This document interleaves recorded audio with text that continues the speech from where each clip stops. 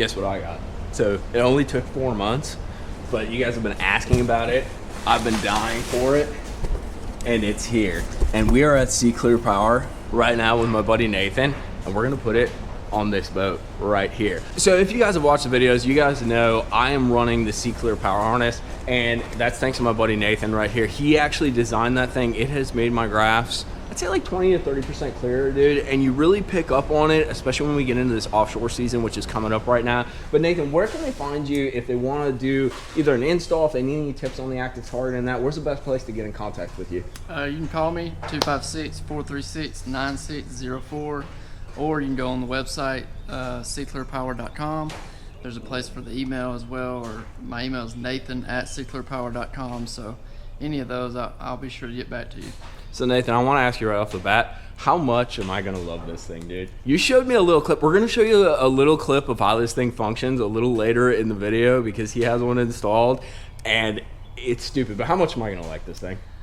It's unbelievable technology. It really is. I've been out with it and running it for about the last 2 months, and if you don't have it, you're at a major disadvantage. Yeah, and that's really showed in like the tournaments that have been going on, whether it's Bassmaster or MLF. But I'm getting all antsy. Let's put this thing in, dude. Follow us along. We're gonna show you exactly how to install the Active Target from Lowrance. All right, Nathan. So what do we got parts wise here? This is our box right here. This is your box, which is just an external processor. Okay. And this is your transducer here. And then this is what I really like about the Active Target. Like, all this stuff already comes together, so you don't have to put it together. So we're gonna get this transducer bracket mounted. So you can see Nathan's doing it right here, and there's a couple tips that he kind of offered as he's setting this thing up. First of all, you go about a fist down from your actually head of your trolling motor, your ghost trolling motor, whatever you got. And then the other thing that you'll see too, and you want to make sure that you notice that arm needs to be pointed so that the teeth on that arm, I'll show you guys right here, these teeth are pointed upwards, or that arm is basically kind of at like a 45 down. And what that's gonna do is that's gonna set the transducer on the correct angle so it's actually shooting forward and down. If you have it flipped the other way, you're gonna have to redo it because you're not gonna see anything. Once you get that set up, it's as simple as just fastening it down. Like I said though, you just wanna make sure you have that armature so that it's facing kind of down at a 45 and those teeth right there are facing upward. So as you're putting this thing on, that knob has a little kind of rubber grommet as well as a washer. Looks like kind of like a 1/2-inch washer. You're gonna slide that over the knob and then pop it on, super straightforward. And then the transducer is threaded. So you're gonna go ahead and just pop the transducer right on there, just like Nathan's doing. And just go ahead and thread it in and lock it down. Well, first of all, I want my trolling motor stowed with the prop on the inside. That's real big if you use a cover on your boat. You want that cover on, or you want this prop on this side so that it's not hanging over here and messing with your cover. So all of our installs here, we install it this way. So when you've got the trolling motor stowed with the prop on the inside, you're going to do it this way, and this is the easiest way to get it right. This little temperature sensor here, the little gold, you want it up, and then you'll just line up your teeth here. You can see these little notches here will tell you where you need the transducer. So you line this up on this knob for forward, and then for forward you want it right there where the two little notches, you can see they're like indented right here. They're lined up. That's going to put you in forward. But you can kind of tilt it however you want it. However, when you get on the water, you can kind of tilt this thing and figure out where you want it leveled. You know what I mean? But this is the way we do it right here. And that'll be forward.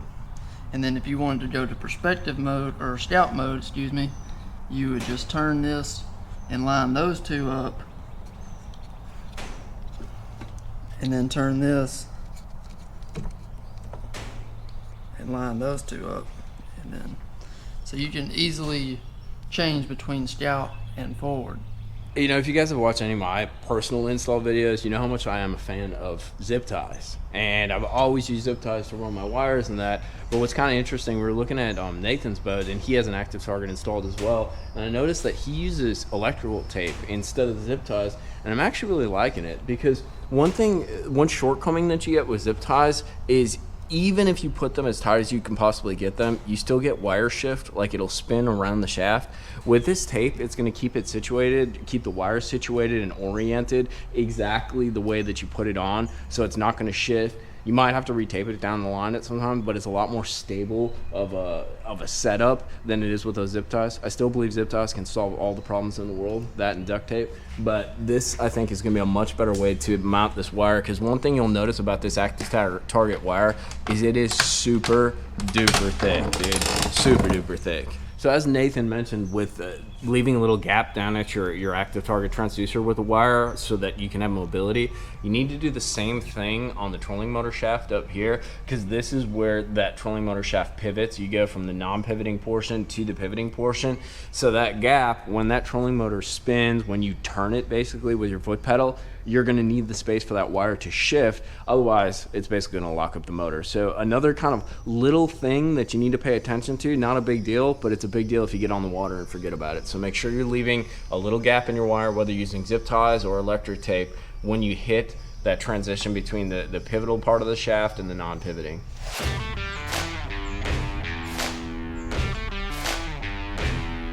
So we're onto the wiring. So you'll notice Nathan's threading this wire.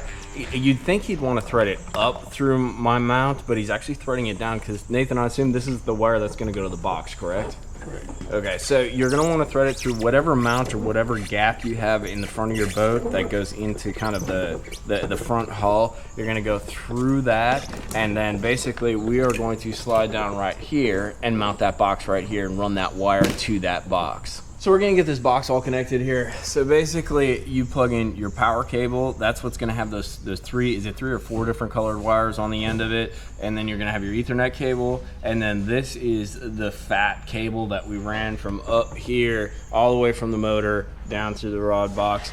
And what we're gonna end up doing is we're gonna run that Ethernet cable and that power cable back up through the rod thing, because basically it needs to end up connecting to the graph. So that Ethernet cable is going to go to the graph that I'm going to use the Active Target with, and then that power cable, I'm going to show you how to do it, or Nathan's going to show you how. It's hinged into the power cable on your unit, so basically when you turn on your unit, it thus turns on the Active Target box, so everything's synced together. So Nathan, we got this box in here. Any tips on where to put it, or it just needs to be kind of a flush area, or what are you looking for when it comes to mounting this box? We just always mount it right here in this right rod locker, as far up in here as you can, just to keep it out of the way of everything, but just right here on this sidewall. So you can see it's mounted in there just on the sidewall, so it's kind of out of the way. I can still store stuff kind of in the middle of that thing. And then Nathan put it so the wires are facing forward, makes it a lot easier for him to run back up to the bow of the boat. So since Mikey's already got a Cycler Power wiring harness in it, it's going to be really easy for us to wire this up. So all you do is you take the Active Target power wire, and you take the power wire for the unit that you're going to use, and you just connect the two yellow wires. This is a wake up wire, which is going to allow you to be able to turn that Active Target box off by turning your unit off. So even though the entire harness is hot, if you turn the unit off that is connected to the Active Target box via this wake up yellow wire, it'll kill power to the box too, so you can save battery. Pull on each side, make sure that that connection got good in there.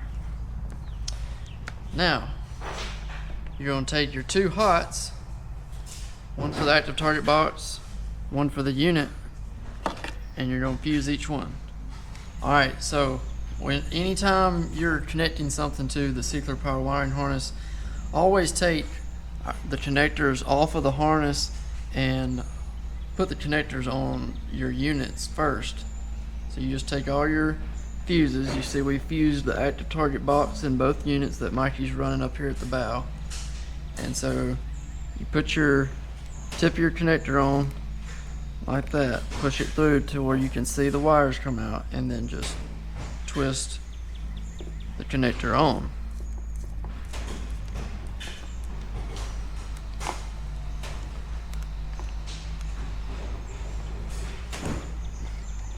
And you want to pull each one, make sure each one got a good connection. And then you'll do the same thing for the grounds. Alright, so now I've got all of my units fused. I've got all of my grounds run into the connector. The last part of wiring it is I like to twist this backwards the opposite way of how it would go on, so that when it gets good and tight on the harness, all the wires are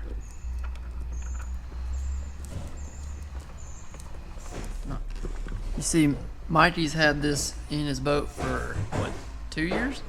I think it's 1.5 years, 2 years, yeah. No corrosion. You can reuse it. And it's not like there haven't been water under there, dude, because I've taken a few over the bow since I've seen you, man. Hey, you got an 18 foot. It's pretty much inedible in Tennessee River. In an 18 footer. 18.9. Come on, man. 18. All right, so we got everything set up. Now the biggest portion is really just testing the unit. Make sure everything works. Make sure you have power. The other thing that you're gonna want to do, and depending on when you're watching this video, you might need to do it, you might not, depending when you got your HDS Live units, but we just did it with this one. Basically, you're going to take a chip with the latest Lowrance update on it, pop it in, and then hit power on. Your unit's gonna automatically update once you do that. The reason you need to do that is there's software to make the Active Target box work correctly and make basically the transducer function correctly, make sure the HDS is reading that transducer and the signal that it's giving. But once you do that update, you should be ready to rock. All right, so on to the last step. We tested our power, she booted up, we've updated the units. Nathan, I'm gonna rely on you for this one. So we got this screen that says, configure your Active Target now. What do I wanna do? Just follow the prompt. Configure now, fresh, finish, okay. And then you hit pages. It shows up right there. Make sure that you can see it look like that. You'll know she's working. So are there any other settings that I want to have? You've obviously used this, you have it on your boat. Any settings on here for initial setup that I want to make changes to? No, not really. Just you know, my contrast, I'll bump it up as high as I can without, you know, whitening it out and then bring it back depending on so you the do water manually clarity. adjust it, okay. Yeah. But other than that, 80-foot range, where's a good starting point range-wise for me to Forward, start? I like 100 out, and then of course you just want to be about twice as deep of what you're in. So if you're in, you know, 20, I like to put the depth at about 30. Okay. If I'm in 30, I'll put it at 40 on the depth. You know, I like to be about 10 foot deeper than what I'm actually in on the down. And then forward, I usually pretty much just leave it at 100 all the time. And then if I'm on scout mode, it depends on how deep I am. If I'm in, you know, 7-8 foot of water, I'm probably only gonna put it on 35-40 foot out. Scout mode is the one that looks broadly like out? It's gonna look like that in scout. Okay. And then the forward will come up and out, you know, show you the actual bottom. So I guess that's another question that I have for you real quick, Nathan. So you mentioned there's the two modes. It's scout and then forward facing or forward looking. You can do down too, but I don't ever use down because Well, you can almost see down on forward anyway. Yeah, exactly. And I actually have down scan on my motor, so like I'm good there. When I switch between scout and that forward looking or whatever, do I need to make any changes with the unit when I do that? I know I need to move the transducer, but do I need to do anything here? This auto mode, you can leave it in auto and it should automatically recognize the orientation of the transducer. Okay. But I do just go ahead and switch it from down to forward. Okay, or so there's a forward to manual scout. setting. Okay. Yeah, so I do it just, I don't know. That's the way I started. And I think the auto would probably just orientate it the way it's supposed to. But I do just go ahead and change it. Just, I don't know, it's a computer. Anytime you can just go ahead and tell it to be in the right thing, you'll be in the right thing. So what I'm going to show you guys right now is a super cool video with, basically it's using the Active Target. Nathan shot this video I'm not even going to ask what lake you're on. But if you guys are looking at it now, basically it's a bait that's coming through the top of the water column, and the fish are just suspended. They're those dots that you see on there. Yeah, so people don't understand like how important fish, their eyeballs are not here, you know, they're here. They like to look up. So you want your bait coming right above them. So what Active Target allows us to do is you can throw your bait out there, see it 70, 80, you know, depending on what if you're throwing an A-rig, sometimes you can see it 100 foot away and watch that thing fall, get right above your fish, start reeling it in, and then, you know, it's just right there on them. You know, they can't resist the right bait at the right time, right above their head. So that's what this video is going to show you. We'll show you scout. You know, I use scout to find my fish, and then I'll turn in the orientation to forward when I'm actually fishing for them. That way, you know, I can see my jerk bait, I can see my swim bait, whatever I'm throwing. Alabama rig, you can see it out there, watch it fall, and you want to let it fall right before it gets to the top of their head and start reeling it right above them, and they'll jump on it, and it's fun. Well, Nathan, thank you, dude. I would highly recommend. It didn't seem very complex to install, and you're welcome to try it on your own. But if it were me, Nathan's done great work on my boat between the harness. He installed my ghost trolling motor. They do excellent detailed work. I'm not super detailed with my installs, but they pay attention to everything. I would definitely hit him up if you're in North Alabama or near there for an install if you guys are doing the Active Target. But if not, feel free to hit him up. He's always open to any kind of questions about electronics. He's kind of a guru with this stuff. You know, he's developed that harness, and he's into electronics, and he catches fish on electronics. You should see some of the graph pictures he showed me. But Nathan, just to wrap up, if they got any questions or they're looking for an install, what's the best way for them to reach out to you?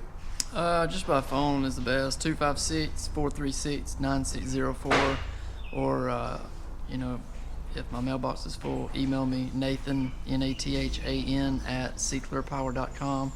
It's SEACLEAR power.com, and I'll be sure to get back to you. One last cool thing too is if you are interested in the wire harness that we talked about, it is finally available on Tackle Warehouse. So you guys can jump on Tackle Warehouse. I'll put links to Nathan and Sea Clear and all the information you need if you want to ask them any questions or maybe schedule an install, as well as a link to the harness on Tackle Warehouse. But right now, I'm going to go play with this thing. So stay tuned. In the next couple weeks, you guys are going to see kind of what the pros don't want you to know about Active Target, because we're going to go break this thing down and put a real analytical test down on what it does, how it does it, and how it can catch you more fish. So tight lines, make sure to hit that like and subscribe button. We'll see you back out on the water.